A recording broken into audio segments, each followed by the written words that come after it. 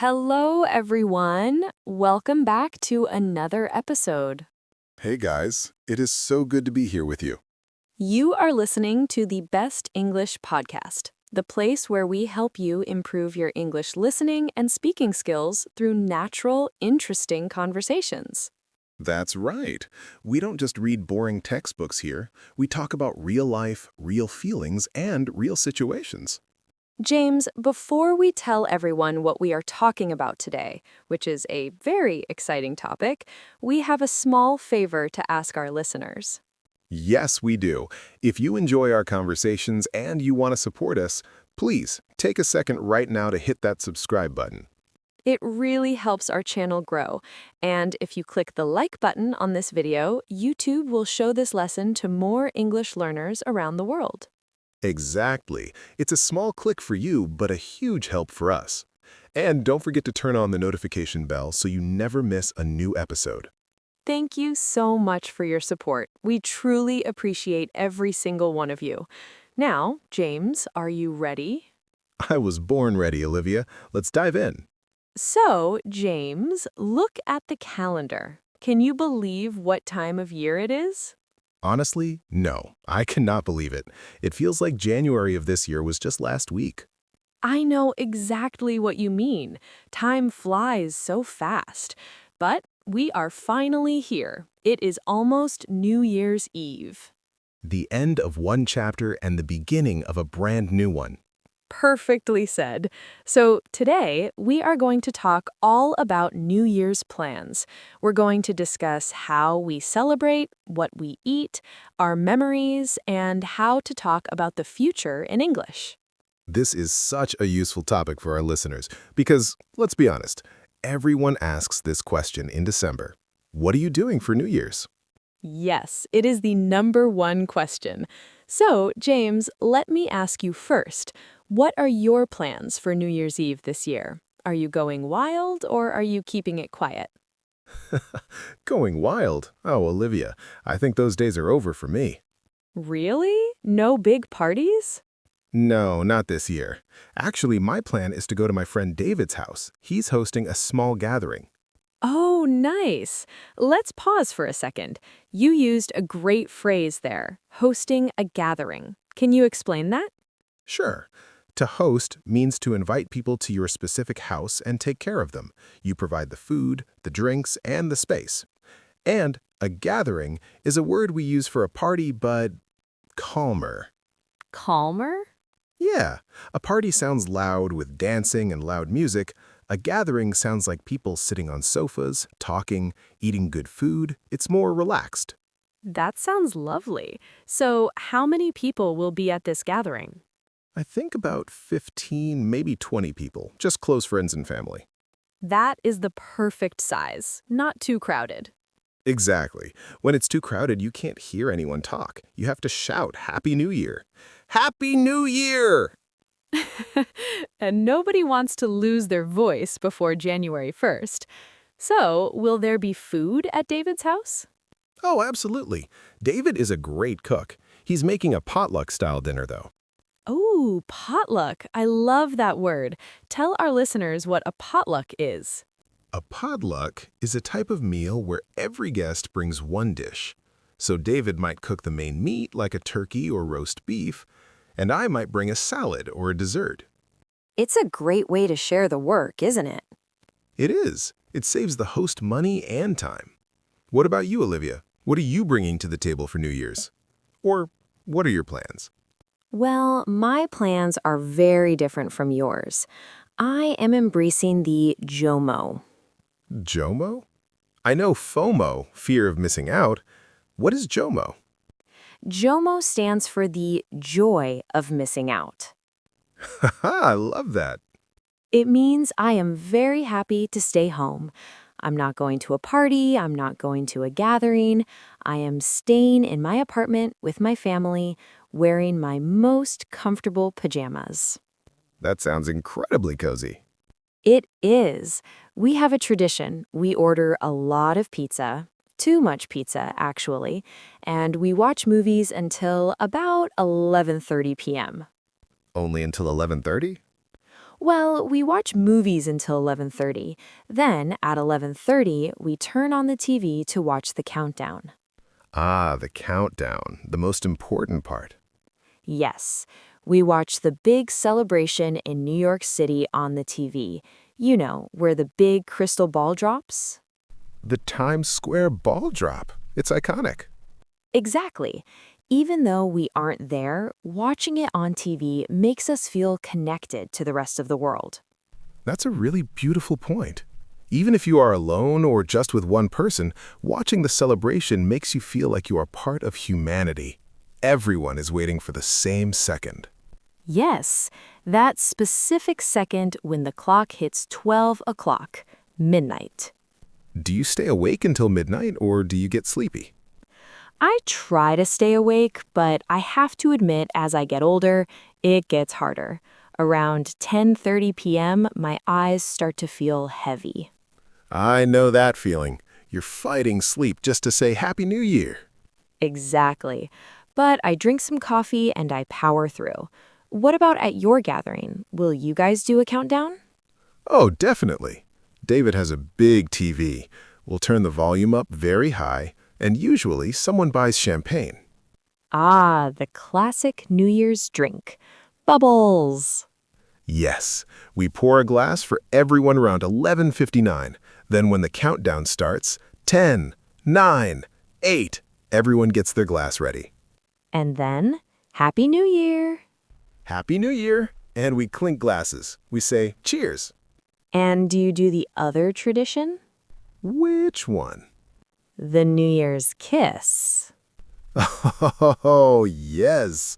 Well, if my girlfriend is there, yes, of course. It's bad luck if you don't kiss your partner at midnight, isn't it?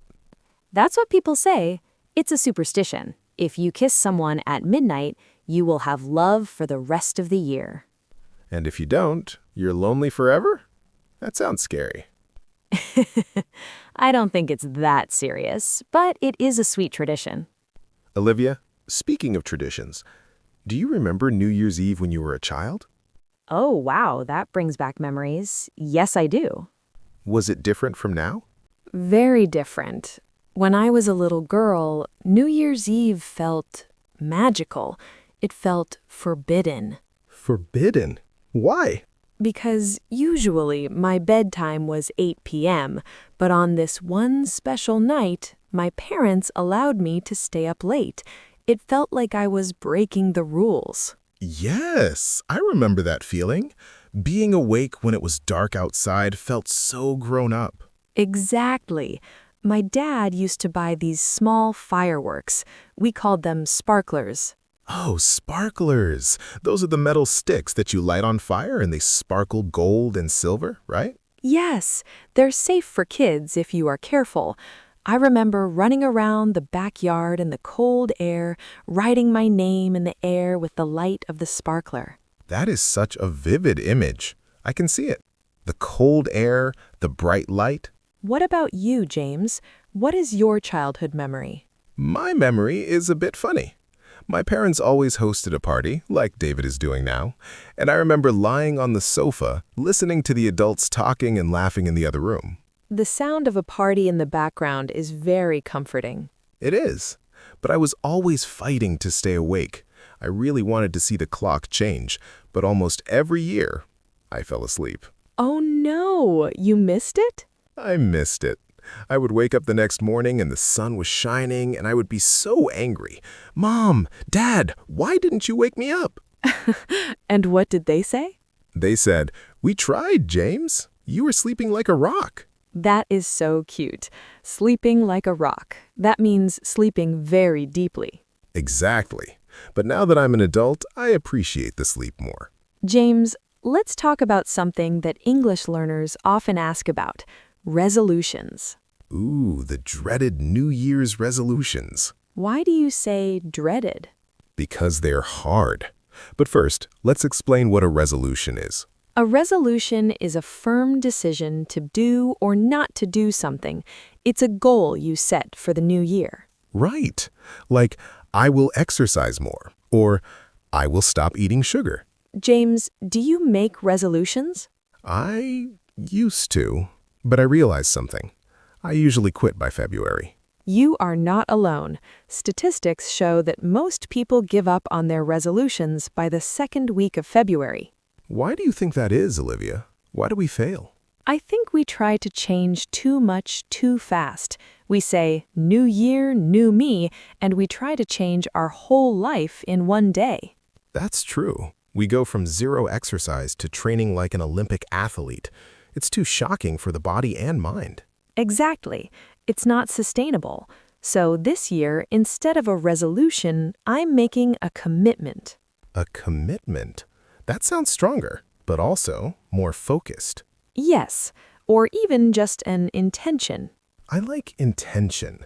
It feels softer. It feels like you are guiding yourself, not forcing yourself. Exactly. So my intention for next year is to read more. That is a classic one. But how will you make it stick? I'm starting small. I'm not saying I will read 50 books. I'm saying I will read 10 pages every night before bed. See? That is smart. 10 pages is easy. Anyone can do 10 pages. Right, and if I do more, great.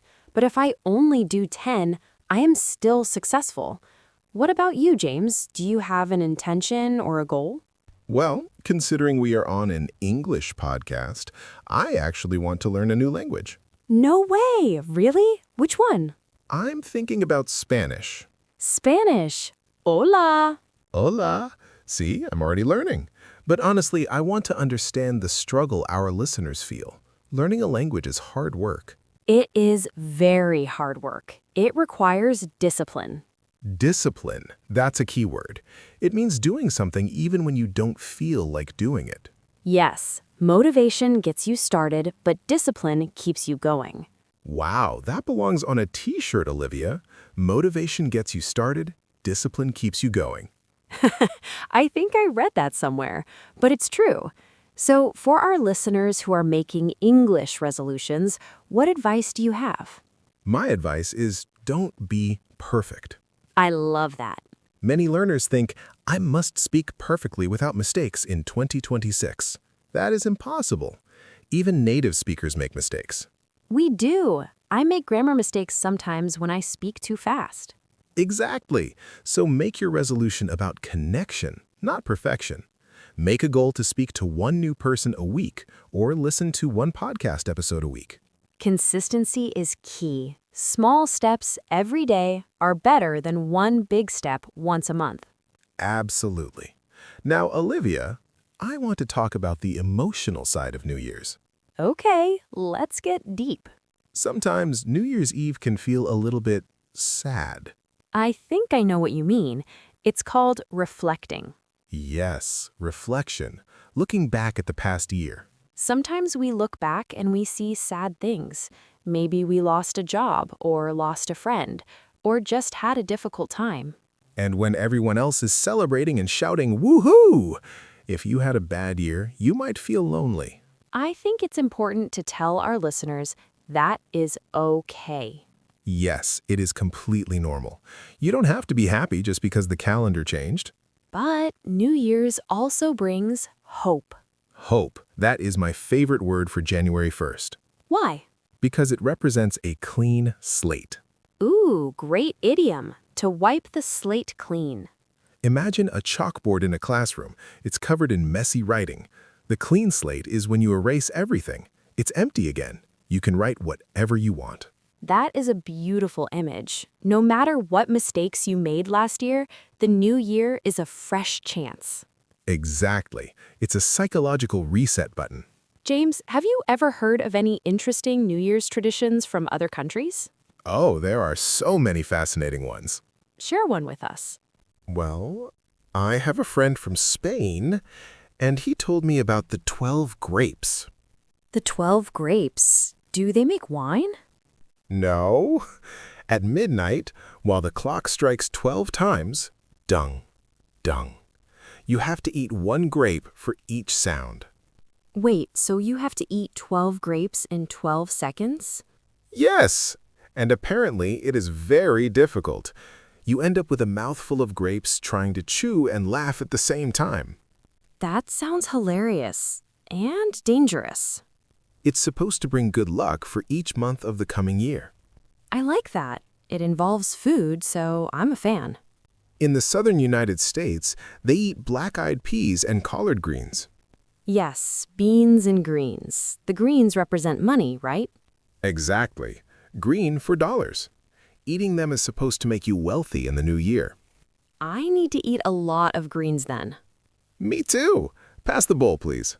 What about clothing? I heard in some countries the color of your underwear matters? Yes, in some Latin American countries, and I think Italy too, if you wear red underwear, it brings love. And yellow. Yellow underwear brings money and prosperity. So if I want love and money, can I wear both? Olivia, maybe wear orange. That's a mix of red and yellow. Good thinking. See, culture is so interesting. Even though we all celebrate the new year, we do it in such different ways. But the core feeling is the same. We want a better future. We want happiness for our families. Precisely.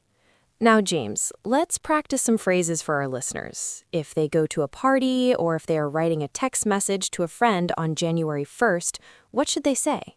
The most standard one is simply, Happy New Year. You can't go wrong with that. Short, sweet, perfect. But if you want to be a bit more warm, you can say, I wish you all the best for the coming year.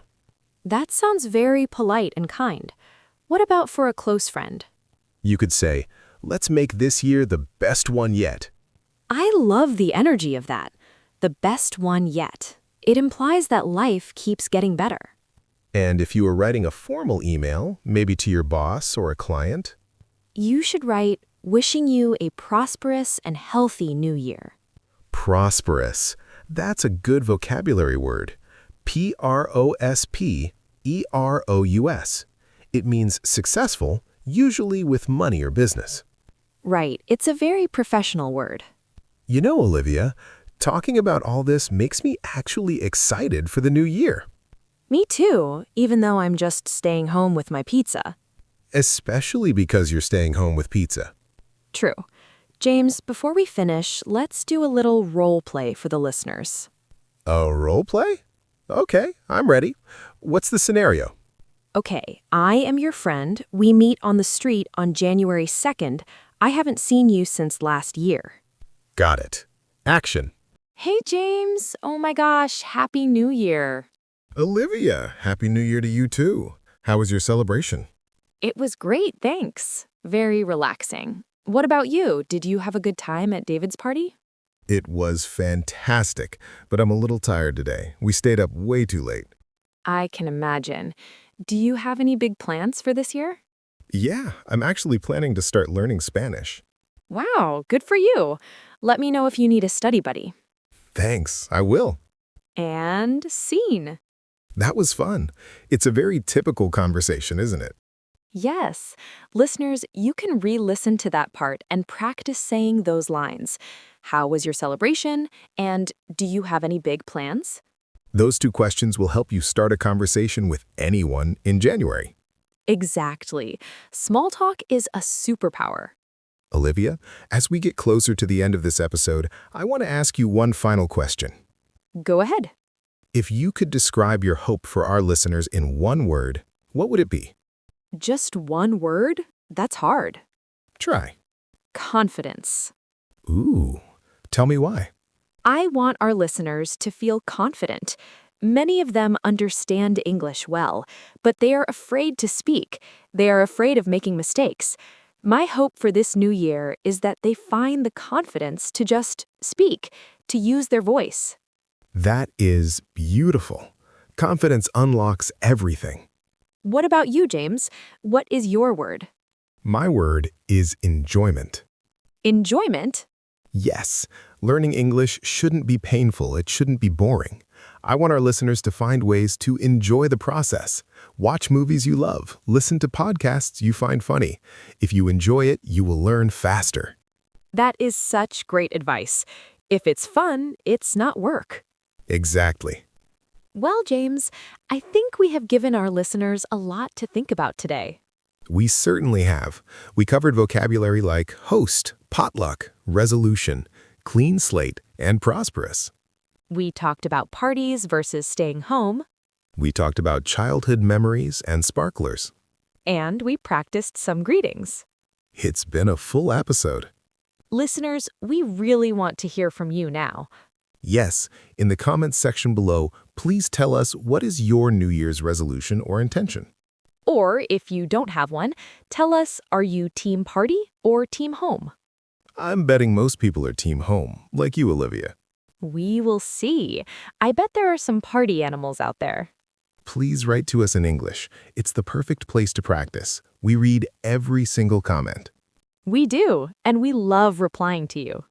Before you go, remember the 1% rule we talked about earlier? Small improvements? Yes. If you listened to this whole episode, you just improved your English by 1%. You did. You practiced listening for 30 minutes. That is a huge success. Be proud of yourself. We are definitely proud of you. Thank you for spending your time with us. Thank you for letting us be part of your English journey. We have some amazing episodes planned for the coming year. We're going to interview guests, do more role plays, and maybe even play some games. It's going to be an exciting year for the Best English podcast. So, from Olivia and myself, We wish you a happy, healthy, and safe new year. see you in the next episode. Bye, everyone. Happy New Year. Cheers!